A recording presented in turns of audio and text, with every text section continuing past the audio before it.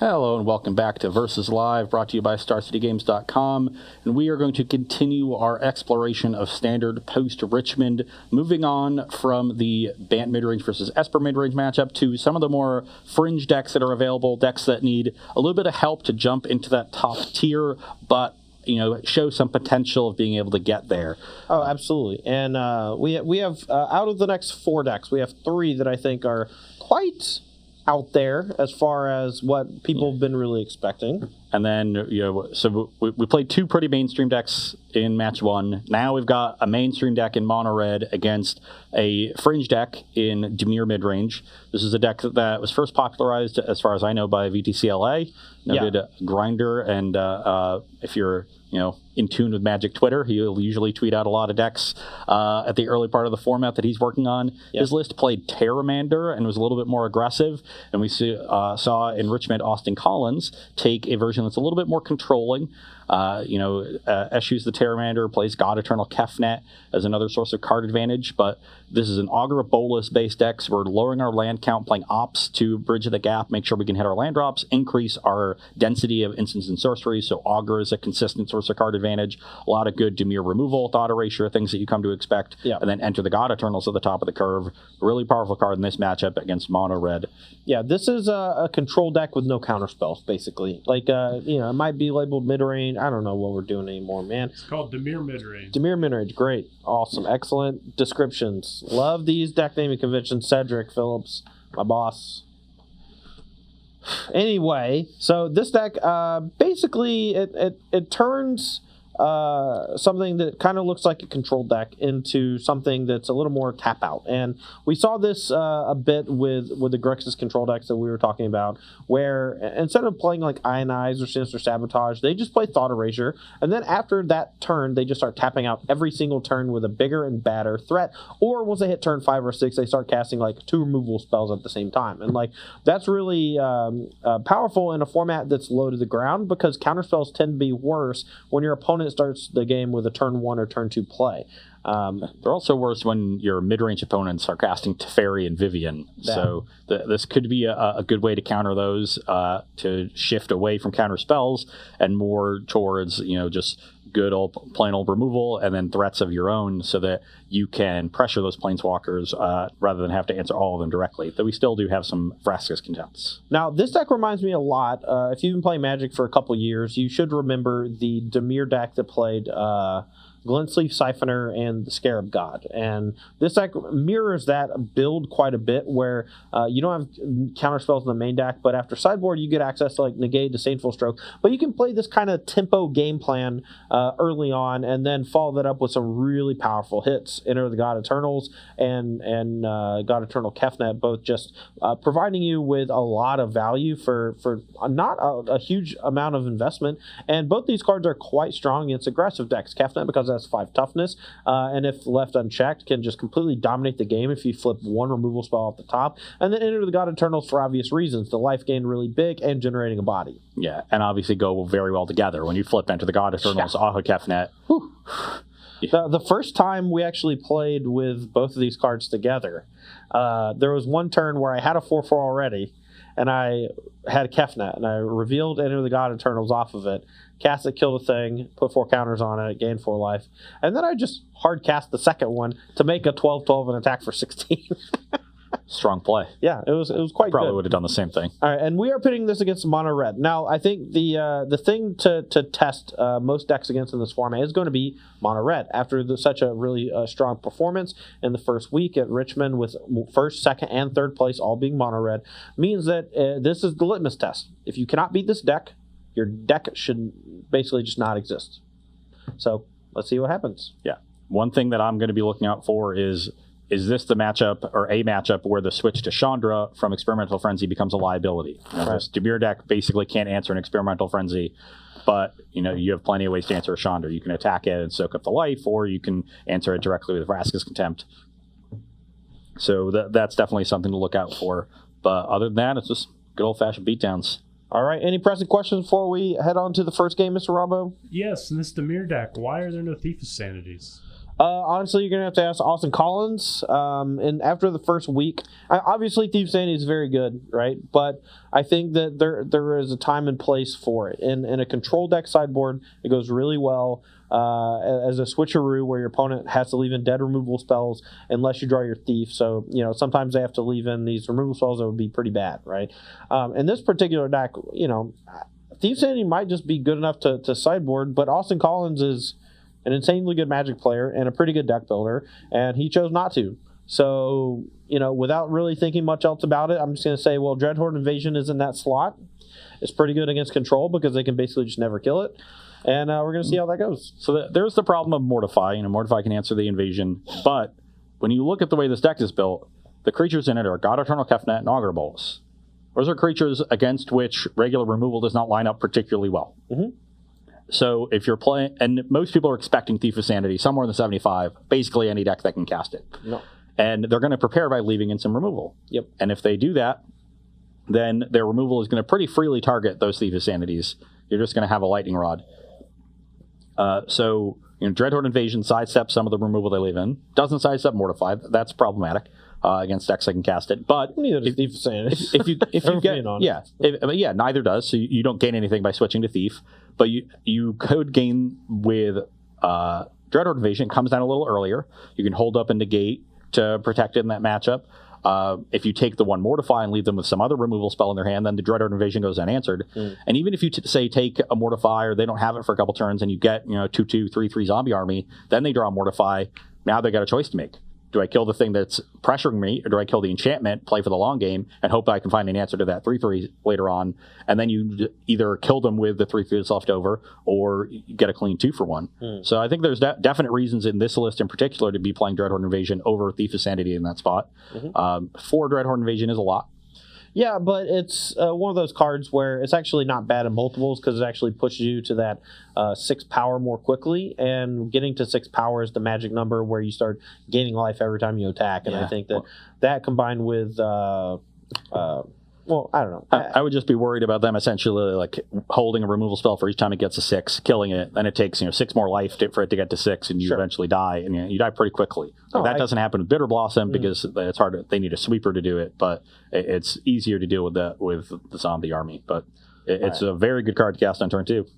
So I won match 1, so you are going to be on the play here for match 2. It's a good start. It's also a good start. Should I keep my 1-land Liliana Dreadhorde General, or I kind of want to. I have an opt, and my hand is really good against mono red if I just draw black. Well, you tell me. I'm keeping. I'm going to keep. Okay. I'm going to start on a Gitu Lava Runner. Yeah. Todd's going to concede this game on turn 2. Nope. I'm going to concede it on turn 3. I will attack you for 1. 19. I will play a Viashino Pyromancer. 17. Pass the turn. I'm playing opt. Bottom a second Liliana Dreadhorde General. Yeah, probably don't need the second one. Another opt. Okay, we hit the lane. We get to keep playing. Yep. If I had missed, we were dead. I was 100% conceding. Attack for 3. 14. I'm not sure if keeping that was right, but in the dark, Steamkin. Probably not. Screw you, get a counter on the Steamkin. At 11. Pass the turn. Swamp!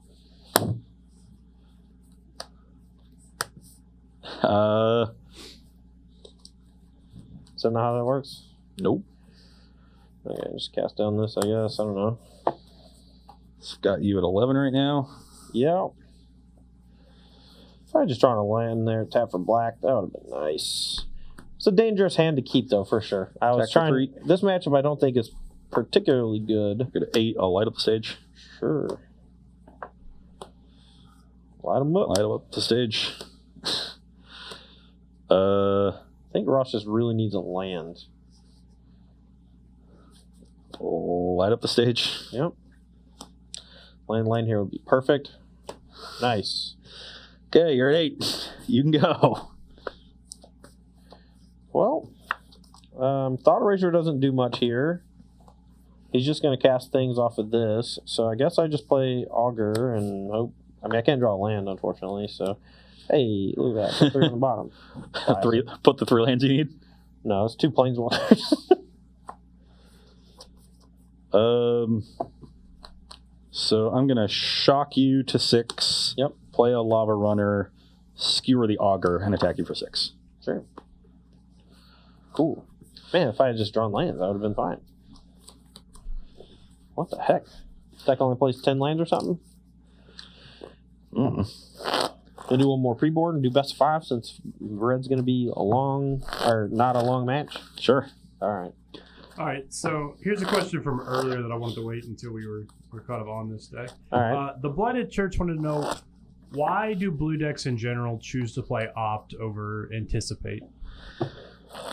Efficiency. I mean, looking at 3 is fine or whatever, but 1 mana versus 2, there's just an enormous delta between those 2 mana costs. And in Magic, like you'll see in older formats, like you could spend 2 mana or 3 mana for a much better effect than like a Ponder or Brainstorm, but those cards cost 1 mana, and that just means they're better. Yeah. Efficiency is just super important. I think people underrate Opt. A lot of people look at Opt and you think you only look at 1 card. You look at 2 cards. Yeah. Like, how often is seeing the second card the deciding factor in whether to take the first one? If they're both pretty bad, you're just going to get through them, and then you take a pretty bad card. If the top card is good and you were going to take it off of, say, a sleight of hand-esque effect anyway, you're probably just going to top it off the Opt. No, I agree. Should I keep another really risky hand? You tell me. You're on the play this time, though. Yeah, I think I'm gonna. Yeah. I have lands. I just don't have the right colors of lands. Especially Todd talks about that delta between 2 and 1, and it's important with most cards. That delta between 2 and 1 is large, but it's particularly important on cards that don't affect the battlefield, like card selection, because when you're casting them, they're tempo negative, no matter how, unless they're free. You're using mana and you're not developing your battlefield. So any time you can get that effect, that smoothing effect for cheaper, you should take that discount, because then you're more able to have turns where you go Opt, then play something that affects the battlefield. Now my draw is good and I'm not behind. Yeah, I mean, there's a reason why we haven't seen a good 1 mana cantrip effect since Thought Scour. There was a format where we could play Ponder and Thought Scour in the same time, and there was a time there was a time where we had Ponder, Gitaxian Probe, and Preordain or whatever. Like it's been a long time, and the fact that they reprinted Opt and Ixalan kind of blew me away, and then they reprinted it again in Dominaria, and I was just like, okay, this is the gold standard now, and that's fine. Love it. Yeah, Opt is a very fine Magic card. Anyway, my hand's great. I'm keeping it. Go. You said it was risky. It is risky AF. Did you lie to me? It's risky AF. I don't have a 1-drop this time. We did it. Just right off the bat, let's put 3 on the bottom. Okay, good. Okay. I have a runaway Steamkin. Okay. You're up. Draw. You're good. I will play a Goblin Chain Whirler. And trigger the Steamkin. Sure. You're at 19. 1. Attack for 2. Perfectly attacks into the Augur, which now has a damage on it from the Chain Whirler. So yeah, I'm just gonna Tyrant Scorn this. Okay, has the option of which one to kill. This tells me that I guess either is going to trump the Augur eventually. Or I should probably just save that. Actually, sorry, I just messed this whole sequence up. I'm actually gonna take 2 from this. I'm gonna Scorn this. Okay, so you're at 17. Yeah, because I need to hold the Vraska's Contempt for Chandra. I just can't really not do that. So I'm going to attack for 1, and then I'm going to play Cry of the Carnarian. I'm at 19. Go. I will... If you're curious, we had all these cards. I just need to make sure that I have Vraska's Contempt for Chandra, because that is the thing that matters more than anything in this matchup. 4 cards in hand? Yeah. Shock you. I guess I shouldn't play a land first. 15. Shock you. Correct. Now let's light up the stage. Yes, sir. All right. Play a land. Yeah. Play a steam. Mm-hmm. You're up. Draw. I will play an opt. Top, bottom of lands. That's a pretty good one. We'll play a Field of Ruin and say go.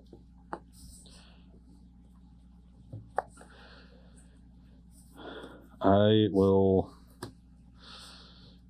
regrettably play a Chandra into your deal. Mm-hmm. Let's +1. Hopefully hit a land. It's the only thing you get to play. That's pretty good for you. Play the land and pass the turn. All right, in a turn, I'm going to Vraska's Contempt the Chandra. Puts you to... Puts you to 17. Yeah, sorry, 17 and 19? Yep. I'm going to go ahead and get this down. It's going to be really hard for Ross to beat with basically no pressure on the battlefield. Get a 2/2 zombie, and if he ever kills any of my zombies, I draw a card. Yep.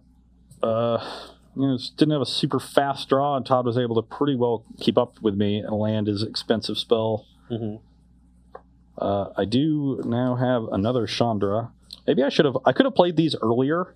Like the turn earlier, but I decided to go in the light up the stage play and maybe force the Contempt out of you if I had a good enough hit. But I just sort of hit some lands and things just didn't go very well. Ugh. That's about the worst possible. Yeah. Okay, well, we have another land, and I have a Pyromancer. Am I going to deal 2 to the Liliana?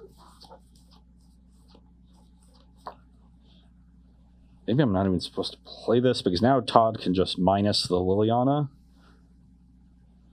That's fine. Yeah, I'm going to deal 2 to... Here it's 17. I think I should deal with the Liliana, and then I'll attack the Liliana. Jump with the Aggro, draw a card. Yep.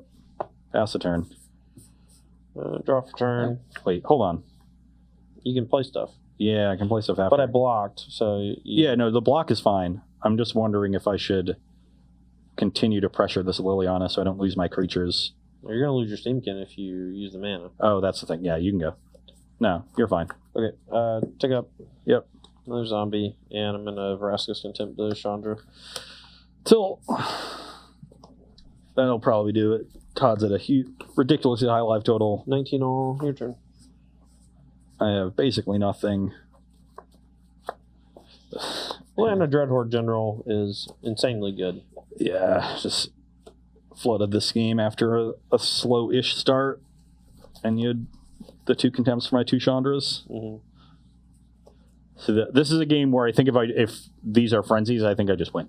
Right. No, Yeah. and that's exactly the concession for S for control, because I think Chandra's slightly better against them because it doesn't die to Mortify, but against both Dimir and Grixis, they just don't really have answers to enchantments, and Frenzy is just busted. And I think Frenzy's better in the mirror too, but it's close. Do I care about that? I guess I just want to try to keep Lily alive for as long as possible, so we'll negate. I'm just dead. I have no good attacks here. The Lily Yeah, you keeps attack running with away. both. I'm double blocking Steamkin and then drawing 2 cards, and Lily stays at 4. Yeah. All right, we're going to get some sideboard done. Any pressing questions before we move on, Ross? Or Rob. Sorry. We had one. I forgot to write it down, unfortunately. Oh, no. Yes. How do you feel about the splits between Tyrant Scorn and Cast Down?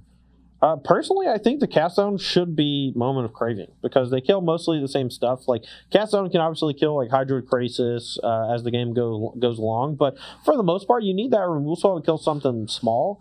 And against Mono Red, the difference between 2 life and no life is gigantic, even if you can also kill Goblin Chain Whirler.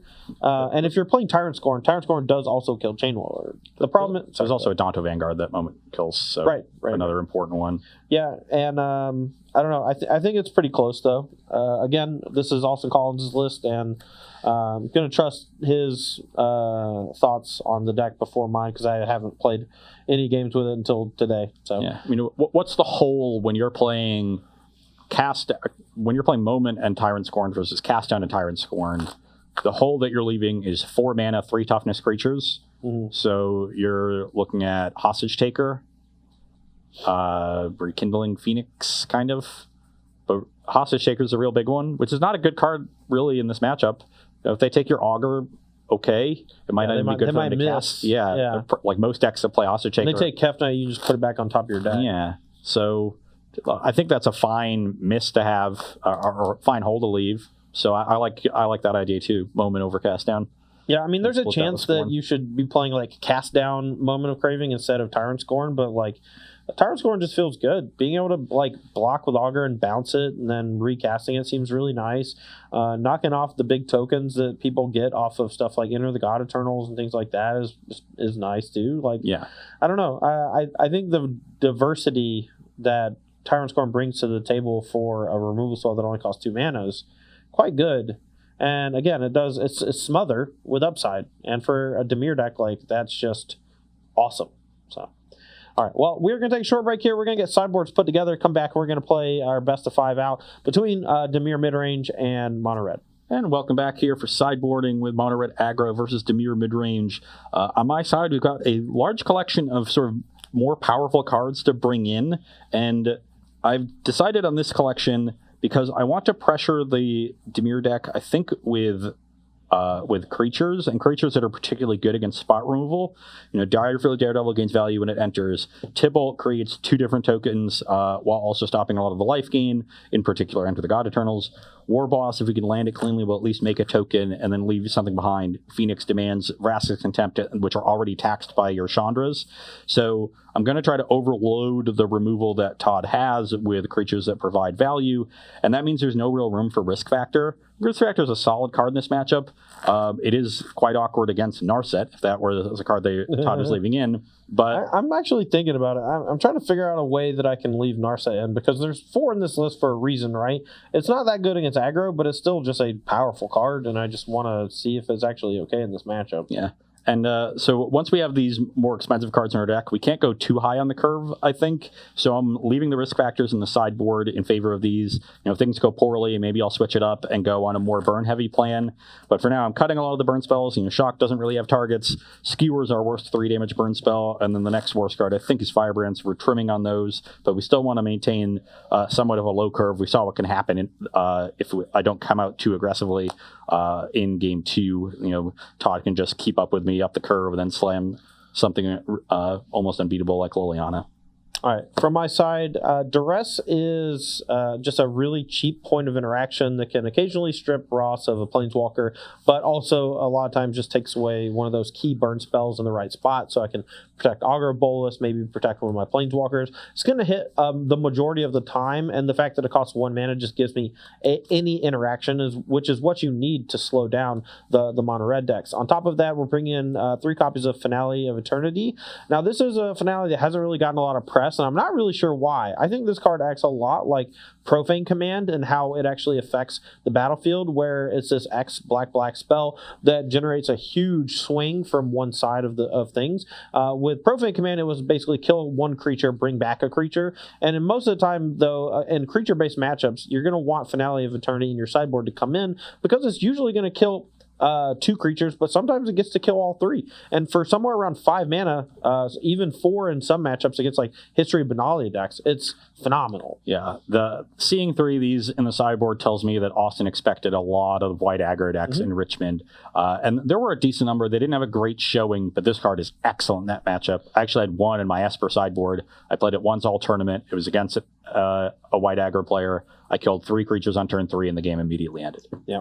Now, aside from that, we are boarding out Narset Parter Veils, because this is a card that really shines against decks that don't have a lot of low-to-the-ground pressure. It's pretty bad against mono red and mono white, but it's phenomenal against basically every other deck in the format, which is why Austin chose to play 4. And then, of course, we're cutting a Negate. Even though Negate's not that bad, a lot of people board in Negate, a lot of people board in Dovin's Veto in this style of matchup. Our entire game plan is to just kill, tap out, and any sort of counterspell in that scenario could get stuck in your hand at the wrong time and then basically just be invalid for the majority of the game. And if you have ever played against mono red and had a counterspell stuck in your hand for a while, you know what I'm talking about. It's interesting to me that Narset might be a card that is reasonable in this matchup, because the mono red deck or it might otherwise be, because Mono Red, the way they play these matchups is to go bigger, and they have a lot of card advantage, but their card advantage doesn't get hit by Narset's static ability. Yeah. It's all that red style card advantage where the card gets exiled and then you get to cast it. It's not actually drawing extra cards. So Right.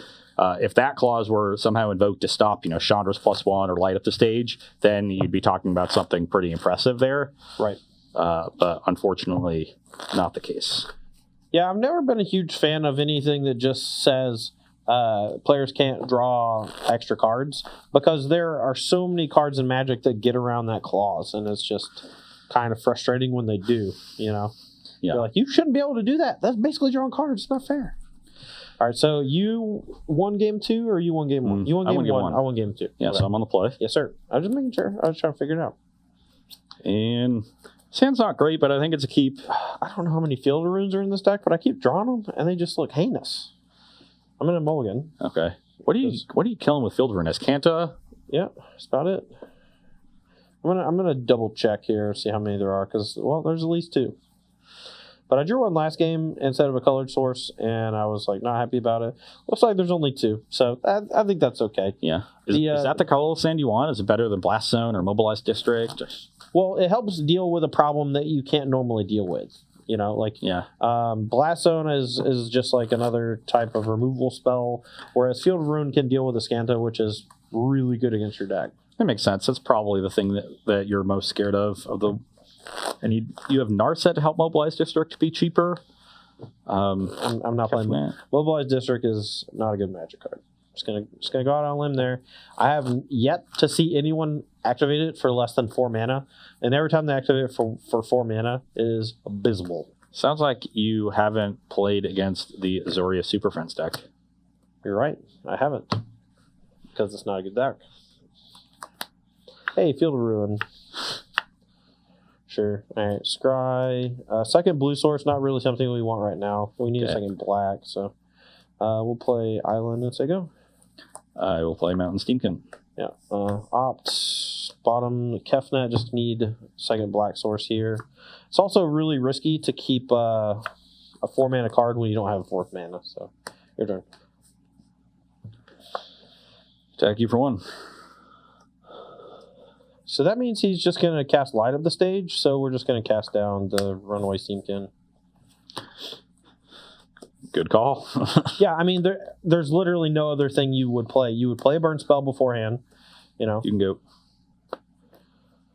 Okay, just through the second Field Ruin again. All right, we're going to duress you.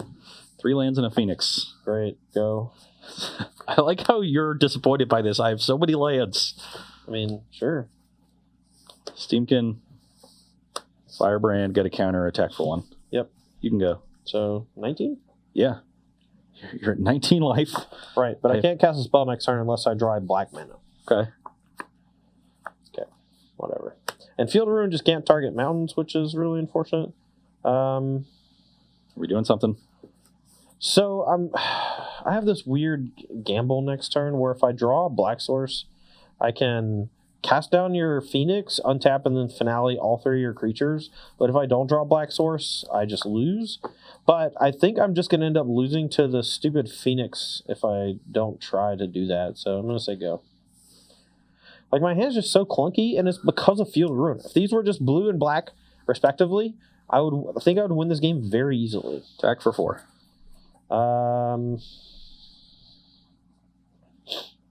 Okay. You're at 15. Yeah. Pass the turn.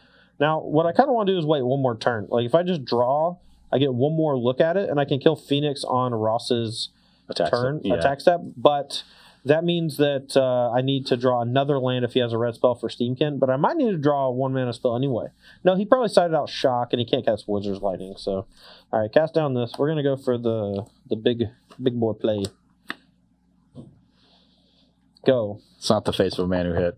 Field of Ruin is just heinous. It's just not a Magic card. Yeah, I can't kill anything because everything in my hand is double blue and double black. Okay, you could have drawn another cast iron or moment or something. I don't know. That's a good draw. I didn't, which is why I'm so mad. I'll cast a Chandra and trigger the Steamkin. Whatever, dude. New game. Plus it. Next 3 cards were lands, just FY. Play this. Cool. Field of Ruin's been canceled. Yeah, dude, it is. They're not field of runes anymore. Give me an island and a swamp. Seriously, I just can't do it. I've drawn 1 to 2 every single game, and it literally has cost me the game both times. Well, it almost cost me the game in game 2, but I luckily drew out of it. Just 1 swamp, 1 island. Thank you. With mana constrictions like Tyrant Scorn, Cry of the Carnarium, God Eternal Kefnet, Enter the Gods Eternal. Like, you need a lot of double blue and a lot of double black. Field of Ruin just seems bad. Okay. Game 4. Got to win the next 2 to take the match. And I'm going to need help, too, because my last deck is... I don't think it's very good, but it's maybe a lot of fun. Maybe a lot of fun. We'll see. Hopefully. Any questions, Mr. Rob? Yeah, we've got a few here. All right, hit me. So, Ross, at the end, in the winner's interview at Richmond, Will Pulliam was talking about how he would have taken out 1 Chandra for an experimental frenzy. How do you feel on like some sort of split there? It makes some sense, like obviously like drawing multiple Chandras is not good. Not that and once you draw a frenzy, like the Chandra's not really doing much. Yeah.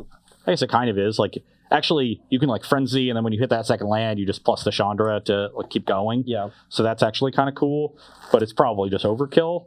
I mean, they're not really great in tandem, but I think they're both just really powerful, and there could be enough match. Like, I think you just need to figure out the metagame as best you can and just play one or the other. And this past weekend, Esper was really popular, so I think Fire Artisan is very good.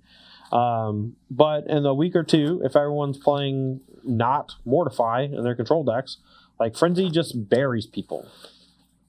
Yeah, most of the time when you're playing a split of a card like that, or almost any card with similar effect, 2 cards with similar effects, you're doing it because for some reason the cards are bad in multiples. Maybe one's a legend or something, or they just don't stack well, and you're happier drawing 1 of each than 2 of either one. That's not really the case with this. So I think it's a case where you generally just want to figure out which one is better for the metagame. That said, if the metagame is going to be sort of balanced between Mortifies and Vraska's Contempts or what have you, then it could end up being right that the 3-1 split is correct because you generally prefer this one, but the biggest delta in your chance of drawing a card is the first copy. There's diminishing returns on every copy after the first. So if that's the case, then specifically a 3-1 split either way could be right. I would never play a 2-2 split. But I could see a 3-1. And that's what Will suggested. That makes some sense to me, but I'm skeptical. All right, my hand's great. So you draw 4 lands in a row. All right, back to Will. Questions. More. Do you think a mono red deck splashing green for Cindervines is worth it? I mean, given that the matchup against Simic Nexus is already really good, I just don't see the necessity in making yourself more inconsistent, shocking yourself in the mirror. I don't think the mono red matchup is as good as you think it is against them, but I agree to an extent. I think adding green just for Cindervines is not really worthwhile. They usually play some Collision Colossus too if you wanted that, but there's not a lot of Lyra around right now. I think the next evolution of Nexus is actually just going to go back to Bant, and they're going to play a lot of Gift of Paradise because that helps them ramp to Teferi a turn earlier, and it just gives them a bit of breathing room against the burn spells from red.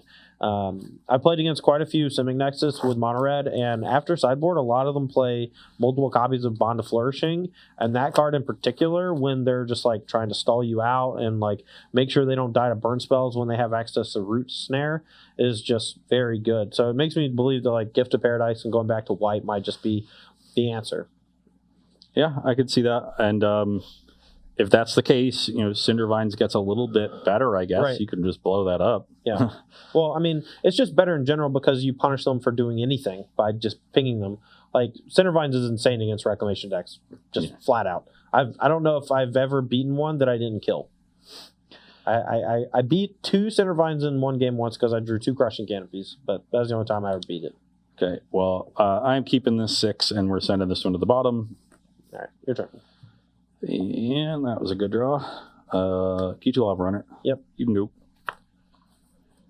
And I will play an Augur Bolus. Look at the top 3, put them on bottom. We kind of need to opt to find some stuff, so we're going to take that over removal spell. Block. You figured me out. Well, if he wants to shock my creatures, that means he's not shocking my face.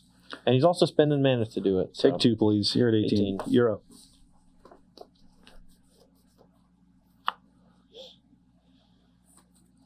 Alright, I'm going to attack. Sounds like I'm getting cried. Yeah, we're going to go ahead and get a clean 2 for 1 here with the cry. You're at 19. There's no way he's blocking, and if we... I mean, we could sit back in case he has a haste creature. If I block Actually, there... I'm just not going to attack. Okay. So. That's just if you have a haste creature like a Fanatical Firebrand, you actually get to turn on light up the stage. And that 1 point of damage is just not worth it. Okay, take 2 more, please. 16. You can go. Okay, I'm going to cast an Opt. Bottom of land. And say go. I gotta put a land in these sideboards. I mean, you say that. That's why I don't play Phoenix in my sideboard. Hey, and you can check out my article today on thirstygames.com where I talk about mono red and how you shouldn't sideboard more 4-drops because that means you need to sideboard a land. And sideboarding a land is bad. You're up. Okay. Draw. Go. You're up. Draw. Dress you. Which planeswalker would you like? Oh. I don't know. Sybil does not seem that annoying.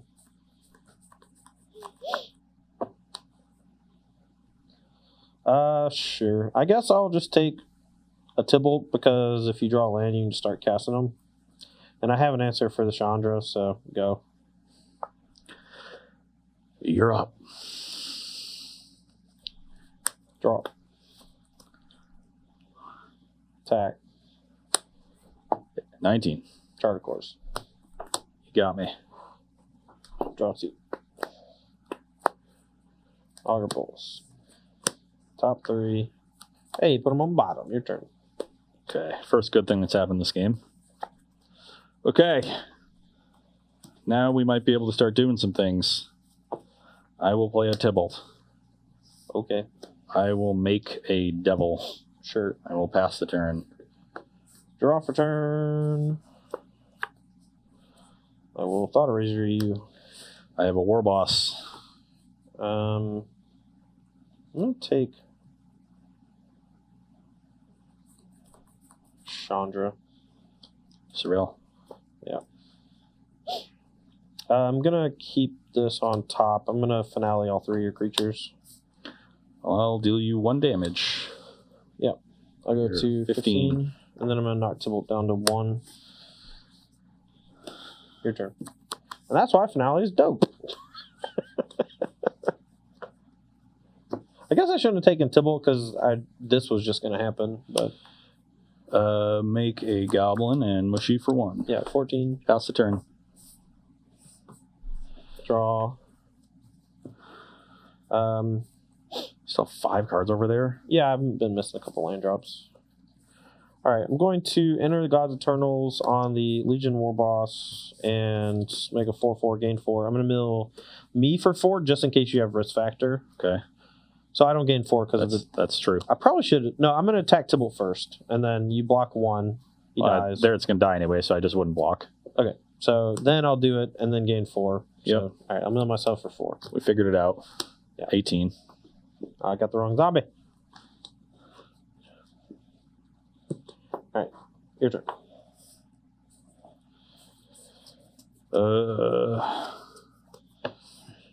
Chain Whirler. 17. 17. You can go.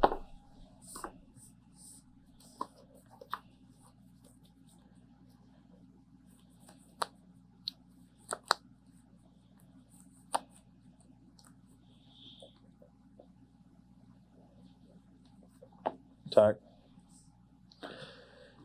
15. Go. And Phoenix. It resolves. You can go. I'm going to... You go to 19. No. Oh. I'm going to cast down it. Okay. Well, that's better than it getting contempted, I guess. I'm going to finale all 3 creatures. Oh, no. I spoke too soon. And then hit you for 6. Okay. So you're at 17 and I'm at 9. Yeah. These are all gone. Yeah, finale seems pretty good against these creature-based decks. Chain Whirler, you go to 16. 16. You can go. All Tyrant's Coronet. Kill it. Attack you for... I'm at 3. Go.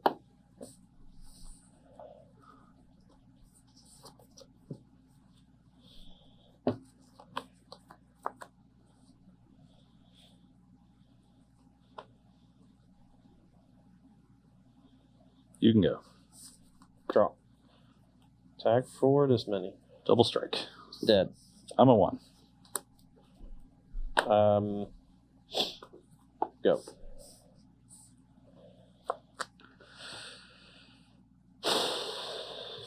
Technically not dead, or Light up the stage. sure. Play him out. Yeah.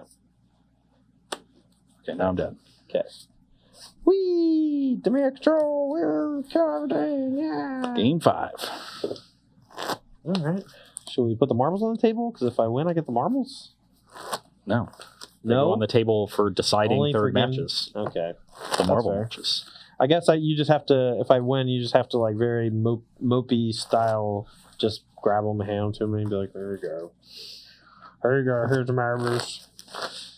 Yeah, I got to win this one. I'll tell you that much. I'm pretty sure this last match is going to be a slaughter, but I'm really hoping that my Temur Twin deck does some work. All right. Any questions while we're shuffling up?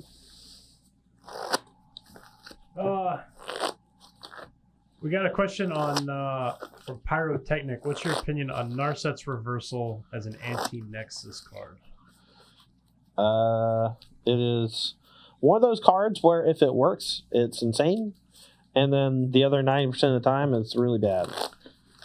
I think it's kind of cool in a Nexus deck for a Nexus matchup because sometimes if your opponent goes for like a counter spell, you can just reversal your own. I'm pretty sure you can target your own stuff.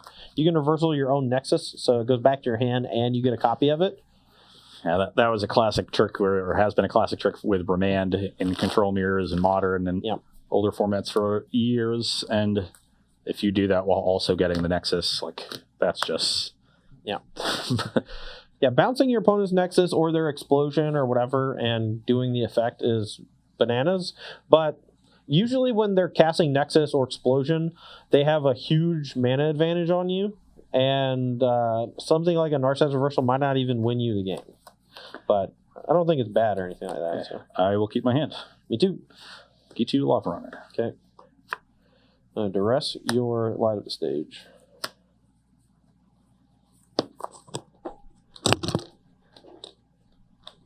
No, you gotta hand me the marbles. What's happening? See you on Tuesday.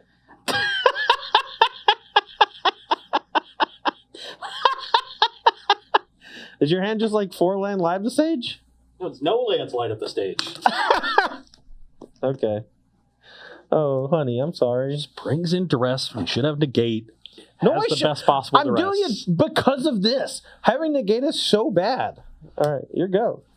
Attack for 1. Yeah, You're up. I'm at 19. Thought I'd at least get to flip the top 3 spells of my deck and then be upset. Thought Erasure you. All right, so I can't really take the Lightning Strike. Not that I would really want to. I guess I just take Steamkin because that's the one that can potentially get out of control. But Direfleet... Actually, I'm going to take Direfleet because I just have removal. That's fine. All right, and I'm going to Surveil. And Augur seems like it could be okay, so we'll keep it. And we hit away on this turn, which is good. Do I want to run headfirst into Finale?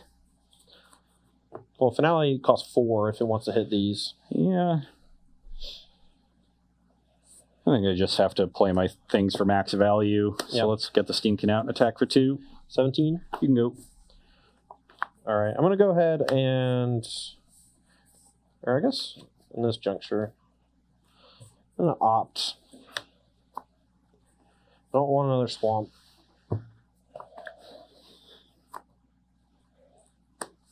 And I'm going to go ahead and cast down on this Steamkin. Okay, that's a good sign that we're not seeing a finale next turn. Yeah. So let's send a lightning strike upstairs and mush you for 4 now. I'm at 10. You can go. Well, I I'm wonder sorry. if my sideboarding just made. 8. I drew it. I'm sorry. I wonder if my sideboarding just made my deck worse. Maybe. Your turn. Attack you for 2. I'm at 6. You can go. Might be able to just burn you out. Yeah. But an Enter the God Eternals here is basically unbeatable. Augur, Cry, Augur. Your turn. You're up. I have a Chandra in my hand. Yep. We got a shot in this game. You do. It's a small one.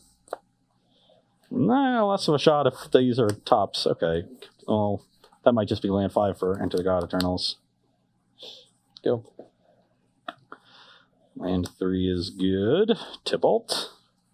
Results. Make a devil. Yep. And pass the turn. I'll exile and go to 8. Because exiles before you gain the life. Yep. Which is nice. And then I'll enter the God Eternals on the Lava Runner. I thought you told me I had a shot. You did. I literally drew the God Eternal and then opted into a land. And then attack for 2. So you're at 12. Yeah. I'm at And 18. I'll mill myself for 4. So. Yeah. Hey. 3 land and a God Eternal off top.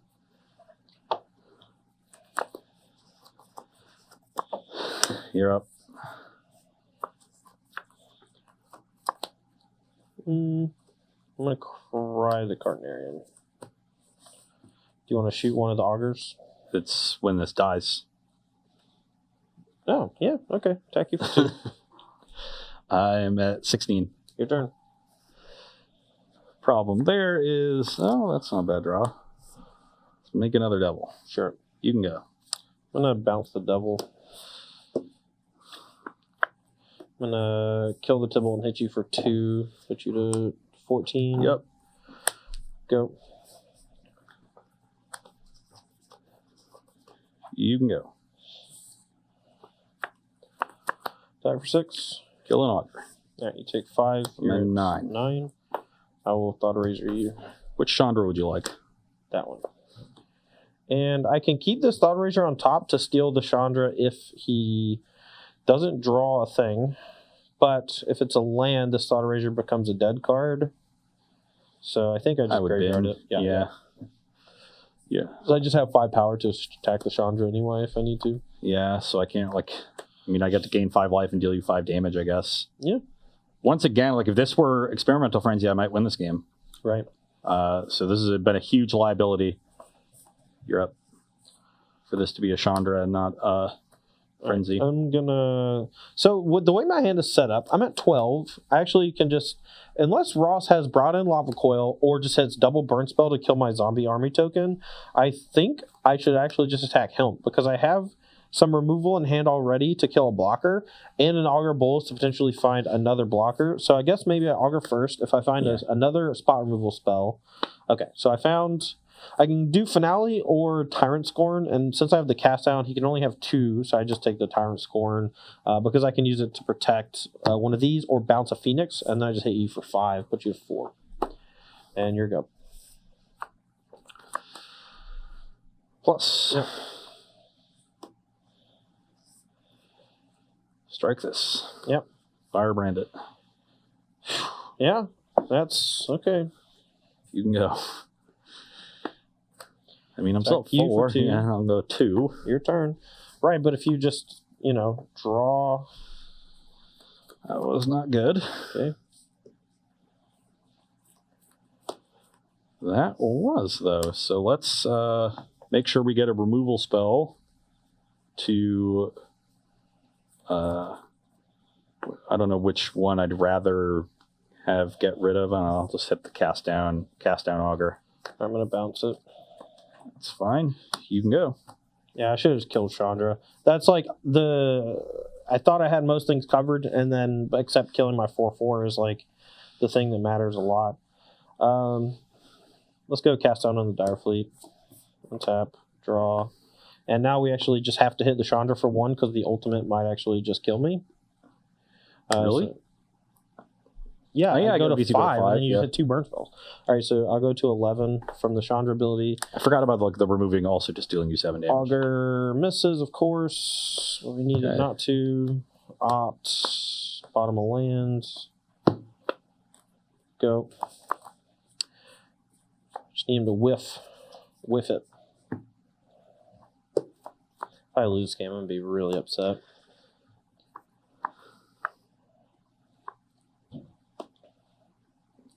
I think I need to force Todd to have 2 removal spells here, so rather than play the Chain Whirler, I just play Phoenix from my hand. Okay. Pass.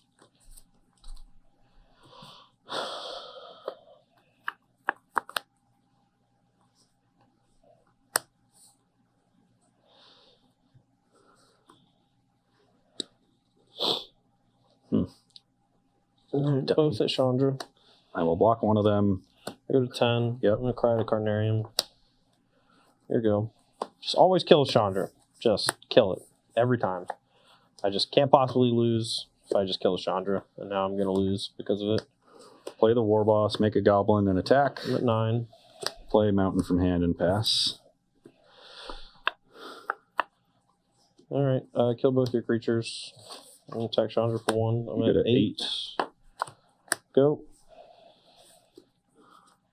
Cannot believe I'm going to lose this game. Plus I just 1. attack the Chandra and I win. So frustrating.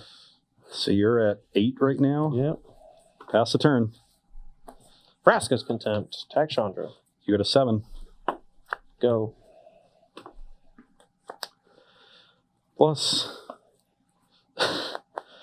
Land for turn. Phoenix. Pass. You win. That's insanely frustrating.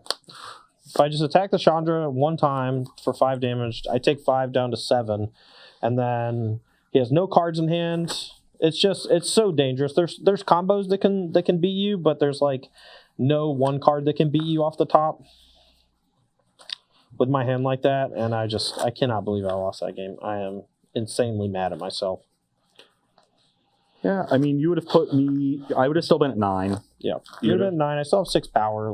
So I would have drawn I would have drawn Lightning Strike return. You would have attacked me to 4. Then I would have drawn Firebrand, killed the 4/4. Yeah, but you just don't have Chandra for 5 turns or whatever. Then my hand's just all removal. The next card after that was a Chandra. So you would have attacked me to 2. I would have played a Chandra. But then I would have had to plus into a way to answer. Yeah, I never have to attack the Chandra, though. I can just keep attacking you with the 2 augurs. I ended up hitting Daredevil after that, so I would have Daredeviled off the Chandra, not been able to cast it, but you would have been able to kill it, and then I would have died. So, yeah. That was a match. I'm mad. Anyway, always kill the Chandra. That's the lesson. If I killed the Chandra, would have won anyway. There was similar things like that happened a few years ago when we were all testing in a big group, and Michael Majors eventually came to the conclusion that when you're playing Standard, you just never try to kill your opponent. Never get overly aggressive, essentially what he meant. And, always just, if you're ahead on board, just use that advantage to eliminate your opponent's resources, and eventually you'll win as a byproduct of the game. And I've taken that lesson to heart, and it basically has been true every time in Standard. In Modern, you often have to get really aggressive and just try to kill them because there's nothing you can do about what their best draws are or what their outs are. But in Standard, you can usually just cover people by just getting as far ahead as you possibly can. And that was the situation, where you got a little cute, didn't kill Chandra, and you also drew out of the duress pretty well. You didn't hit the second land drop, and then after that curving out, put you back in the game, which I was pretty happy about because I thought I was just gonna run away with it after you went 1 drop into 1 drop pass. Yeah. But you really didn't have a lot of pressure for a long time. It took you a while for you to find a spot where you played the Enter the God Eternals, but beyond that, you just weren't doing a lot. So you gave me a lot of time to draw back into the game, and that was one of my worries about this matchup. I didn't think the Dimir deck had a lot of pressure. You got 3 or 4 Enter the God Eternals and 2 God Eternal Kefnets. and that's about it for really attacking your opponent. The augurs don't do much, but on the flip side, you have a lot of life gain, a lot of good cards in the matchup, and so I thought that dichotomy was interesting. Like which one of those factors plays out and is the largest one, and the matchup ended up being close. I mean, we played 3-2.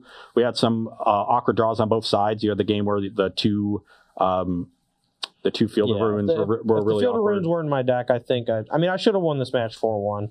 Not to say that anyway, it's 3-2 your favor, but that to me that is not indicative of what this matchup felt like.